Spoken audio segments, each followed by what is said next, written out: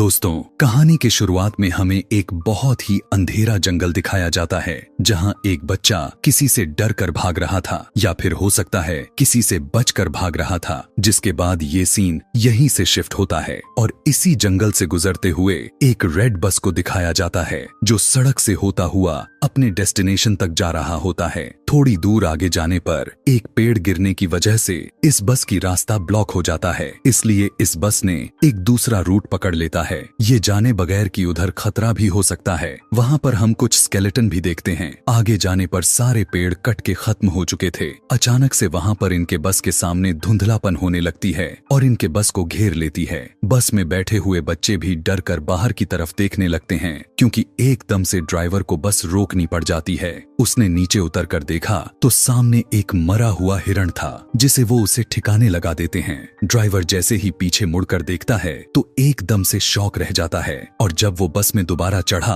तो पता चलता है कि उसके पीछे से कोई आदमी भी चढ़ता है जिसने बस ड्राइवर को गन पॉइंट पर लिया हुआ था। वो सभी बच्चों को धमकी देकर अपने सीट पर आराम से बैठने को कहता है। सभी बच्चे उसकी बात मान जाते हैं और बस में आराम से बैठ जाते हैं। इसी बस में बैठे हुए एक बच्चे को याद आता है कि उसने न्यूज में इस आदमी के बारे में पढ़ा था। वो एक सीरियल किलर था और ये कुछ ही दिन पहले जेल से भागा था। और यही नहीं बल्कि डरा देने वाली बात तो ये थी कि ये आदमी सिर्फ टीनेजर को ही मारा करता था, या यह कह सकते हैं कि वो एक साइकोपैथ है। इस आदमी के कहने पर सभी लोग अपने फोन को विंडो से बाहर फेंक देते हैं और ड्राइवर अपनी बस चलाता रहा। और चलते हुए ड्राइवर ने एक और साइन बोर्ड मिस कर देता है जिस पर लिखा हुआ था कि वे एक मिलिट्री के खाली जोन की तरफ बढ़ रहे हैं, यानी एक ऐसा एरिया जहां सालों पहले रिसर्च की गई थी लेकिन अब वहां पर कोई इंसान नहीं रहता है। अब इनकी बस एक टनल से होता हुआ जाने लगता है जिस टनल में लाइट्स भी जल रही थीं, लेकिन कुछ दूर जाने के बाद उनका बस एकदम से रुक जाती है। तब इन्हें पता चलता है कि बस की इंजन खराब हो गया है, लेकिन साइकोपैथ को लगता है कि ड्राइवर उससे चालाकी कर रहा है, इसलिए उसने एक बच्ची को गन पॉइंट पर ले लेता है और ड्राइवर से कहता है कि चलो उतारो नीचे और इस बस को मेरे सामने ठीक करो, और कोई भी चालाकी करने की कोशिश की तो मैं इस बच्चे को मार डालूंगा। इसी दौरान इस टनल की लाइट भी चली जाती है जिससे ये सभी घबरा जाते हैं। इस अंधेरी टनल में इन्हें एक खौफनाक आवाजें सुनाई देने लगती हैं। किलर ने ड्राइवर को इशारा करता है कि जाओ जाकर देखो कि आखिर क्या है। तब वो अपनी टॉर्च को लेकर आगे बढ़ने लगता है। जैसे जैसे वो अंधेरे की तरफ बढ़ता रहा तभी उसे एक साया नजर आती है। करीब जाकर देखने पर उसे पता चलता है कि वो तो एक भयानक दिखने वाला मॉन्स्टर था।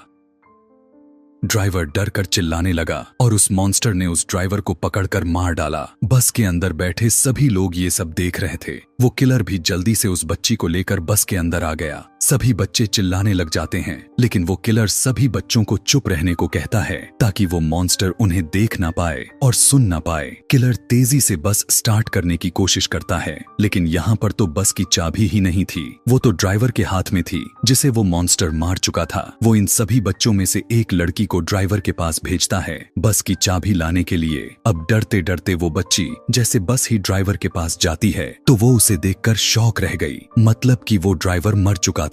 लड़की को यकीन ही नहीं आ रहा था। गम से उसकी आंसू निकलने लग गए, लेकिन यहाँ पर रोने का वक्त नहीं था, इसलिए वो उस चाबी को लेती है और बस में वापस आ गई। बस में उस बच्ची की हालत कुछ खास ठीक नहीं थी। जब बाकी बच्चे उससे ड्राइवर के बारे में पूछते हैं तो वो ना में सर हिला देती है क्योंकि अब वो ड्राइवर जिंदा नहीं था। इस बात को सुनकर सभी बच्चे उदास और दुखी हो जाते हैं। यहाँ भी किलर रेगी नाम के लड़के को बस स्टार्ट करने को कहता है लेकिन बस तो खराब थी, आखिर कैसे स्टार्ट होती। उसे धमकी देता है अगर तुमने बस स्टार्ट ना की तो मैं इन सभी को मार दूंगा। लेकिन ये लड़का इस किलर से बिना डरे बहस करने लगता है और मौका पाते ही पीछे से एक बच्चा उसे धक्का दे देता है। जब वो नीचे गिरता है तो रेगी ने उसके हाथ से गन छीन लेता है और फिर उसी के ऊपर पॉइंट कर दी। लेकिन यहाँ पर किलर हंसने लग जाता है और कहता है कि तुम नहीं मुझे मार सकते। अरे मारने के लिए बहुत हिम्मत चाहिए होती है जो तुम्हारे में तो बिल्कुल नहीं। इससे पहले कि ये बच्चा कुछ कर पाता बस के बाहर से इन्हें आवाजें सुनाई देने लगती हैं और इस आवाज ने सबको डिस्ट्रैक्ट कर दिया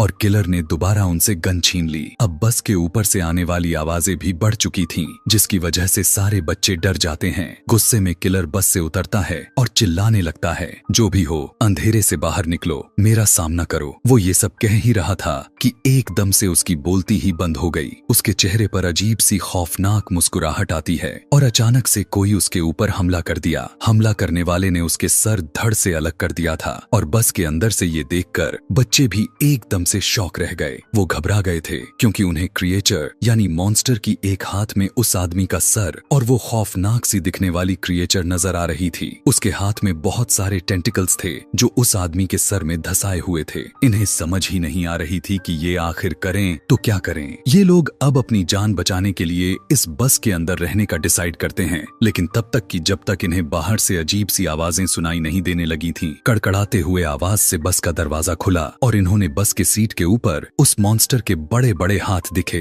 अब ये मॉन्स्टर बस के अंदर आ जाता है, जिससे बचकर ये सभी बस के दूसरे डोर से भागने लगे, पर ये दरवाजा नहीं खुला। उसके हाथ में टॉर्च थी। जब गलती से मॉन्स्टर की तरफ होता है तब ये नोटिस करते हैं कि ये मॉन्स्टर लाइट से डर रहा है। बस इसी चीज का फायदा उठाते हुए इन्होंने लाइट के जरिए उस मॉन्स्टर को दूर रोक कर रखा कि इतने में इनका बस का दरवाजा भी खुल गया और ये लोग बस से उतर गए। लाइट को मॉन्स्टर की तरफ रखते ही सभी बच्चे आगे की तरफ भागते रहे और एक बंकर के अंदर पहुंच जाते हैं। बंकर के अंदर एक रूम भी होता है जिस पर इस पूरी जगह का एक मैप बना हुआ था, जिसे देखने के बाद इन्हें पता चलता है कि ये एक मिलिट्री बेस है और अगर ये एक मिलिट्री बेस थी तो यहाँ पर लाइट भी हो सकती थी और कंट्रोल पैनल भी हो सकता था। इसलिए ये लोग प्लान बनाते हैं कि अगर उस मॉन्स्टर से बचकर रहना है तो इस मिलिट्री बेस के लाइट को ऑन करना होगा, जिससे ये लोग यहाँ से बचकर जा पाए। मैप को रखकर ये सभी एक पूरा प्लान बनाते हैं और सोचने लगते हैं कि आखिर कहाँ पर वो कंट्रोल पैनल हो सकता है। नोलन और उसके साथी पावर पॉइंट को ढूंढने के लिए चले जाते हैं, जबकि यहाँ पर बैठे ये तीनों अजीबोगरीब तरीकों से अपना टाइम पास कर रहे थे। जिसके बाद एक लड़की दोनों लड़कों से कहती है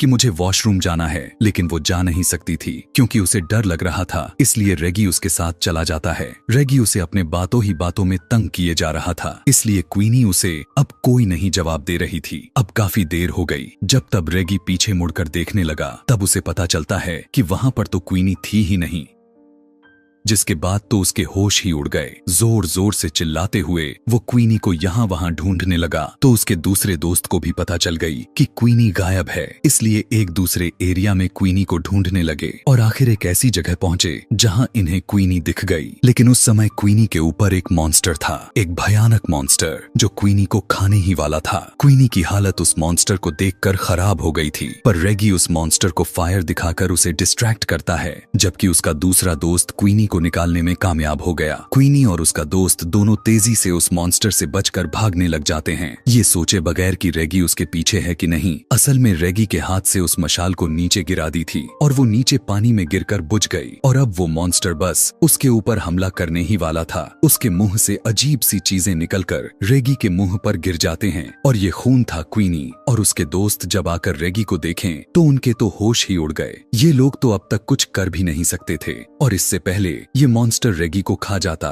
एकदम से यहाँ पर लाइट आ जाती है, जिसकी वजह से मॉन्स्टर डर कर रेगी को छोड़कर वहाँ से चला जाता है और ये लोग समझ जाते हैं कि इनके दोस्तों को वो पावर हाउस मिल ही गया। यहाँ पर नोलन और उसके साथी जिन्होंने इस लाइट को ऑन किया था, उन्हें यहाँ पर पास में ही एक कमरा मिला, जिस कमरे में एक डेड बॉडी पड़ी हुई थी और साथ ही बहुत सारी पिक्चर और नोट्स भी मौजूद थे। इस नोट्स में सिर्फ इसी क्रिएचर के बारे में नोट्स थी। ऐसा लग रहा था कि जैसे किसी ने इस क्रिएचर के ऊपर बहुत रिसर्च की है और फिर जैसे वो इस क्रिएचर को मारने में कामयाब नहीं हो पाया। लेकिन यहाँ पर इनका पॉइंट ये नहीं था। इनका पॉइंट तो ये था कि जल्दी से किसी भी तरह करके ये सभी यहाँ से निकल जाएं। इसलिए जब ये आगे की तरफ जाते हैं तभी इन्हें दूर से एक अजीब सा शैडो दिखाई देता है, जो दोनों डर गए और इन्होंने सांस तक रोक लिया क्योंकि ये मॉन्स्टर भी हो सकता था। पर उन्हें पता चलता है कि ये कोई मॉन्स्टर नहीं बल्कि इन्हीं के तीनों साथी थे, जिनको देखकर ये तीनों खुश हो गए और उनके पास चले गए। ये खुशी कुछ ही पल के लिए थी क्योंकि उन्होंने क्वीनी के गर्दन पर एक निशान देखा जो जख्म था, बहुत ही काफी बुरी जख्म जिसके अंदर से खून निकल रहा था। सभी लोग सोचने लग जाते हैं कि क्वीनी तो अब उस मॉन्स्टर से इन्फेक्टेड हो चुकी है। इसलिए कुछ लोग इसमें से कहते हैं कि शायद हमें क्वीनी को साथ में नहीं रखनी चाहिए, लेकिन ये लोग ऐसा नहीं करते।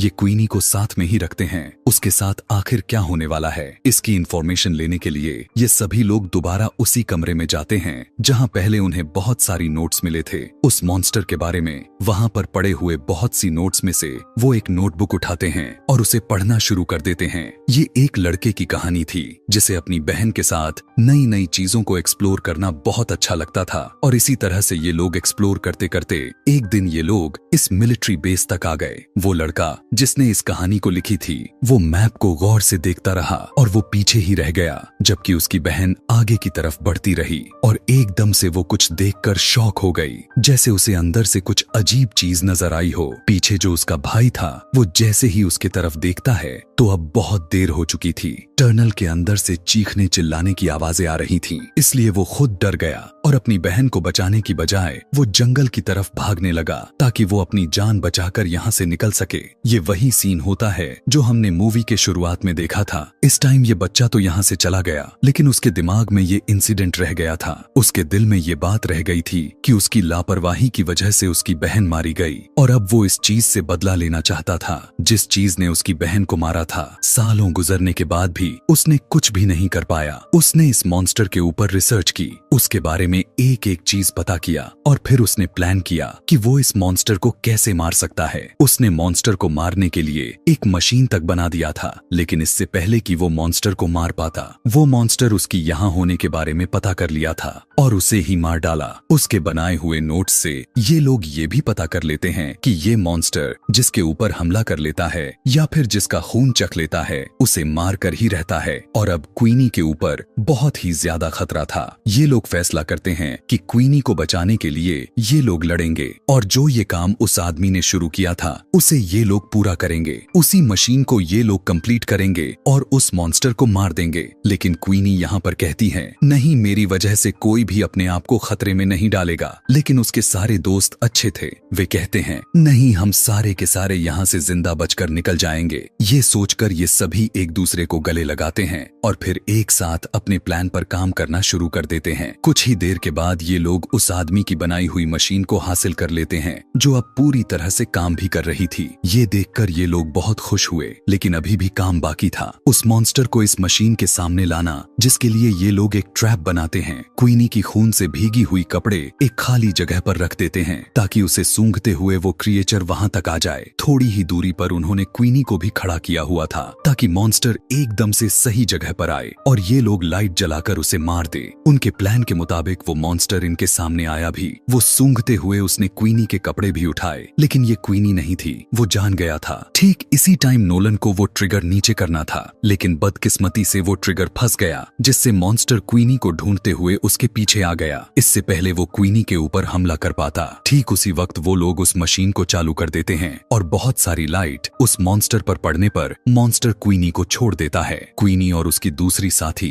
तेजी से भागते हुए टनल से बाहर निकल आते हैं। अब इनके एक साथी तेजी से भागते हुए उस मॉन्स्टर के पेट में स्टैब कर देता है, लेकिन इनकी वार से मॉन्स्टर का कुछ नहीं बिगड़ा था। अब इन सभी के पास यही बचा हुआ था कि ये सभी यहाँ से अपनी जान बचाकर भागे। हाथों में मशाल लिए हुए ये सभी बाहर की तरफ भागने लगते हैं, लेकिन अब मॉन्स्टर इनके पीछे पीछे था। वो दोनों लड़कियां तो कब की टनल से बाहर निकल गई थीं। टनल से बाहर निकलने के बाद उन्होंने काफी अच्छा फील किया और फिर पीछे देखा जहां अभी उनके दोस्त नहीं आए हुए थे और अब उनके सामने मॉन्स्टर भी खड़ा हुआ था। डर से ये लोग कांपने लगे, लेकिन मॉन्स्टर बाहर नहीं आया क्योंकि बाहर रोशनी थी। कि तभी वो तीनों दोस्त पीछे से मॉन्स्टर के करीब आकर उस पे आग लगाकर टनल से बाहर आ गए। मॉन्स्टर आग में जल गया और फाइनली इनका प्लान काम भी किया और सक्सेसफुल रहा। इन्होंने उस मॉन्स्टर को मार दिया था और इन सब की जान बच गई थी। ये न सिर्फ अपने लिए बल्कि यहाँ पर सभी के आने वाले खतरा को खत्म कर दिया था। मूवी के लास्ट में ये बच्चे अपने ड्राइवर को याद करते हैं जिसने इनसे एक पहेली पूछी थी